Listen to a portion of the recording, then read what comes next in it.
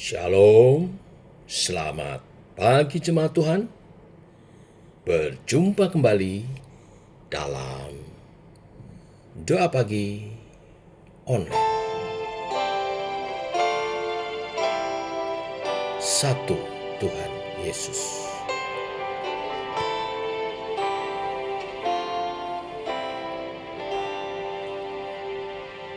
Untuk semua yang sudah Tuhan perbuat, ku ucapkan terima kasih. Untuk semua yang sedang Tuhan rancangkan, kau ucapkan berkat atasnya. Dalam Kristus ku akan bermegah, karena semua dari Tuhan dan untuk Tuhan. Di tempat tinggi bagi Kristus segala hormat puja, segala kemuliaan bagi satu Tuhan Yesus.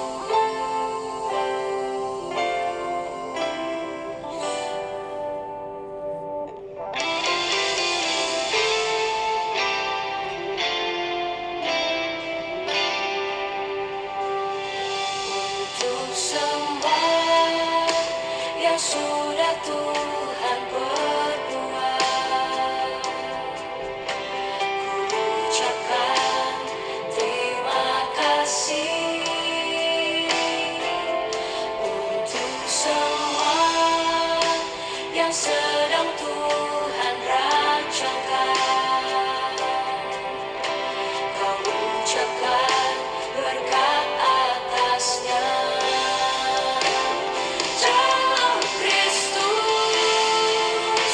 ku akan bermegah, karena semua dari Tuhan dan untuk Tuhan. Di tempat tinggi bagi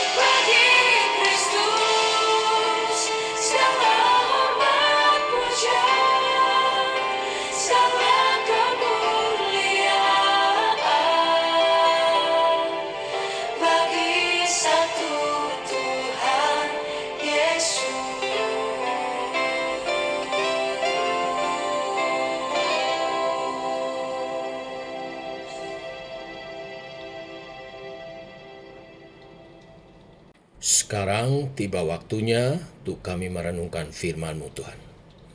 Firman-Mu lah suluh dan terang bagi jalan kami. Berfirman, terangi jalan kami, tuntun langkah kami. Dalam nama Tuhan Yesus Kristus. Amin. Bapak Ibu, kita lanjutkan renungan firman Tuhan pada pagi hari ini. Matius 26 ayat 6 sampai yang ke-13. Demikian firman Tuhan. Ketika Yesus berada di Betania, di rumah Simon si Kusta, datanglah seorang perempuan kepadanya, membawa sebuah buli-buli pualam berisi minyak wangi yang mahal.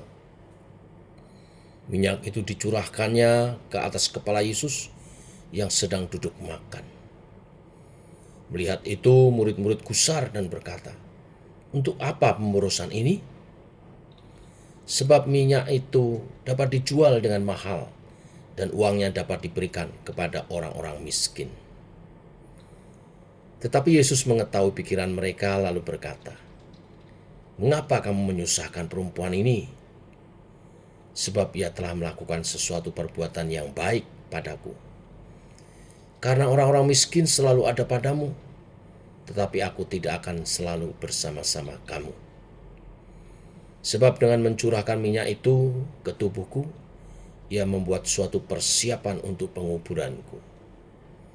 Aku berkata kepadamu, sesungguhnya di mana saja Injil ini diberitakan di seluruh dunia, apa yang dilakukannya ini akan disebut juga untuk mengingat dia." Sampai di sini pembacaan kita. Jika di dalam bagian-bagian sebelumnya, Yesus menegur dengan keras ketidakpekaan orang-orang Yahudi tentang penggenapan janji di dalam dia, maka di bagian ini Yesus memuji seorang perempuan yang dengan segenap hatinya memberikan urapan minyak wangi kepada Yesus sebagai tanda bahwa Yesus akan segera dimakamkan. Para pemimpin Yahudi mengeraskan hati meskipun telah mendengar firman Tuhan berkali-kali tentang hal ini. Tetapi mata mereka tetap buta dan telinga mereka tetap tuli. Itulah sebabnya nubuatan Yesaya digenapi dalam kedegilan mereka yang terus-menerus melawan. Mereka melihat tetapi tidak mengerti, mereka mendengar tetapi tidak menanggapi. Bagaimana dengan murid-murid? Sedihnya para murid juga tidak mengerti apa yang dikerjakan perempuan ini. Mereka melihat bahwa perempuan ini membayar uang yang sangat mahal untuk membeli minyak wangi, lalu membuang minyak wangi itu, sehingga mereka menegur karena hal itu merupakan satu pemborosan. Benarkah ini merupakan pemborosan? Tidak, saudaraku. Mengapa tidak?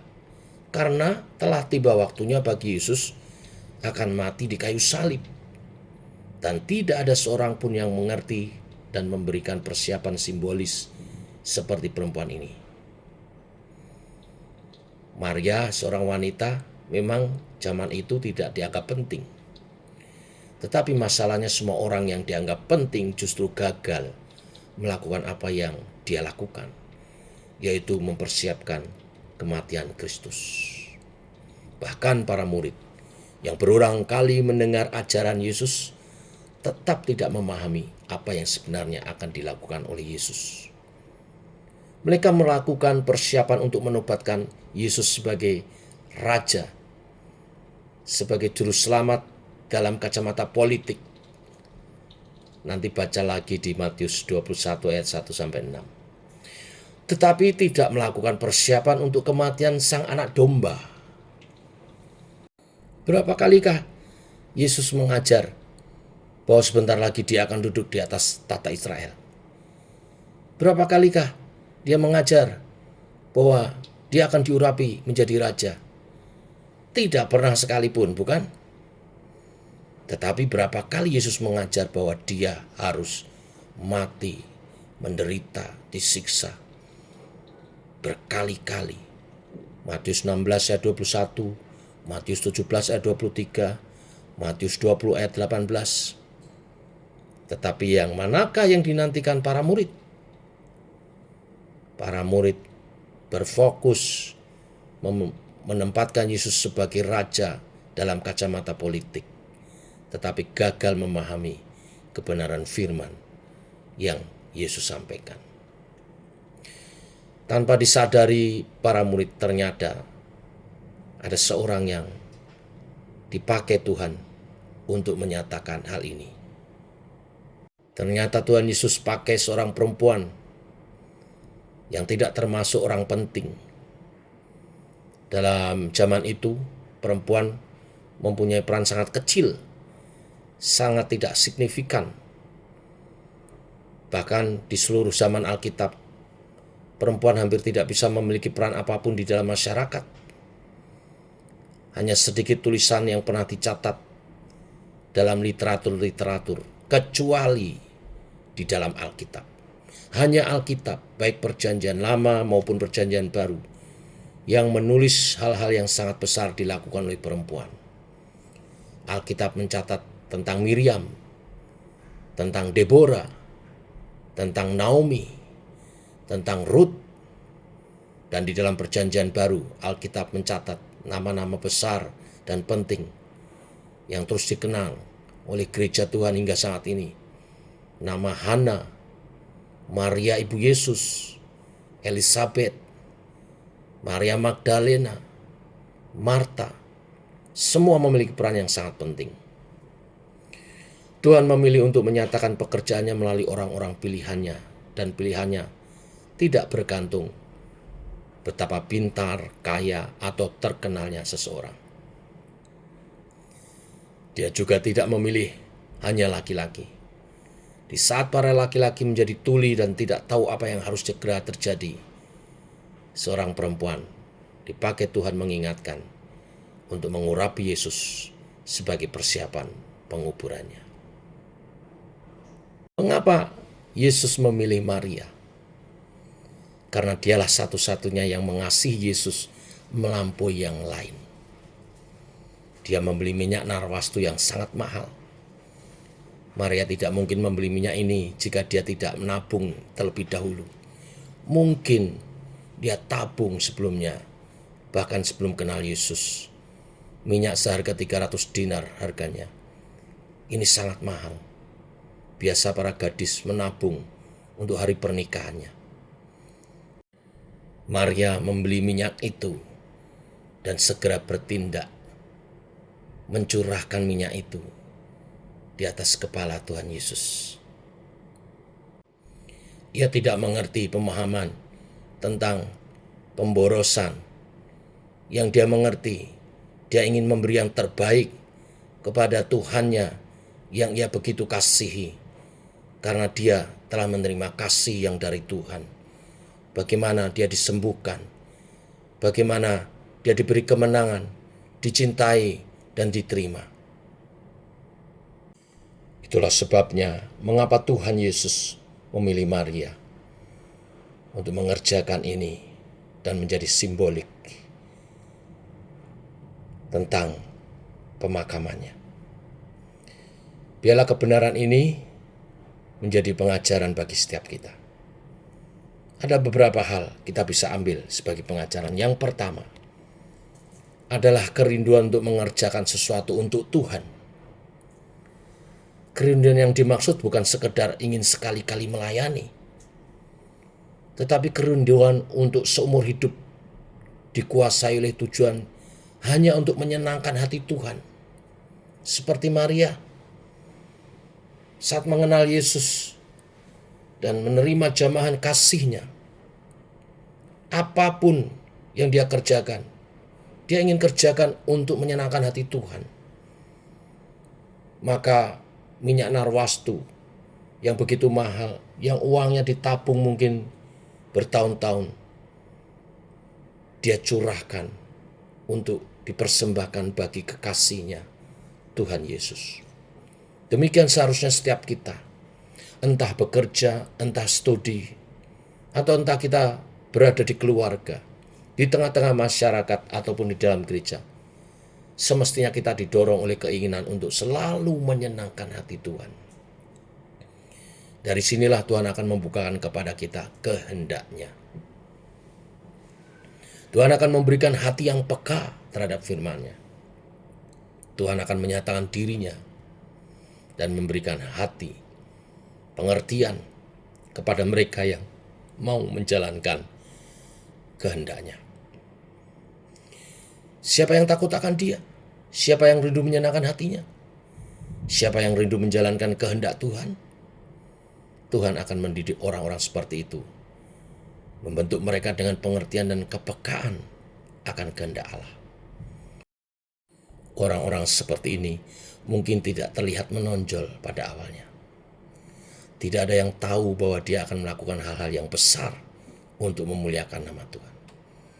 Tetapi ketika waktu Tuhan tiba, dialah yang dipilih Tuhan justru untuk menyatakan kehendak-Nya. Tetapi siapa yang hidupnya terus-menerus mengejar ambisi-ambisi liar, berpusat hanya pada dirinya, dan tidak memperdulikan kehendak Allah, bagaimana mungkin Allah mau membukakan kebenaran dan kehendak-Nya kepada orang-orang seperti itu? Biarlah kita belajar untuk menjadi seperti perempuan ini, seperti Maria, yang dengan tekun mendengar firman-Nya dan selalu rindu untuk menyenangkan hati Tuhan. Bila kebenaran firman hari ini memberkati kita semua. Amin. Mari kita berdoa. Bapa dalam surga, dalam nama Tuhan Yesus kami mengucap syukur untuk pagi hari ini. Buat nafas hidup yang Kau beri, kami bangun dalam keadaan sehat. Dan Kau memberkati kami dengan firman-Mu, supaya kami makin mengenal pribadi-Mu, sehingga hidup menyenangkan hati Tuhan. Bagaimana mungkin kami menyenangkan-Mu bila kami tidak mengerti kehendak-Mu? Maka kepada orang-orang yang Tuhan rindu, hidup kami menyenangkan Tuhan, Engkau membukakan rahasia-Mu pagi hari ini. Mereka yang mencintai Tuhan dengan tulus, selalu rindu menyenangkan hati Tuhan.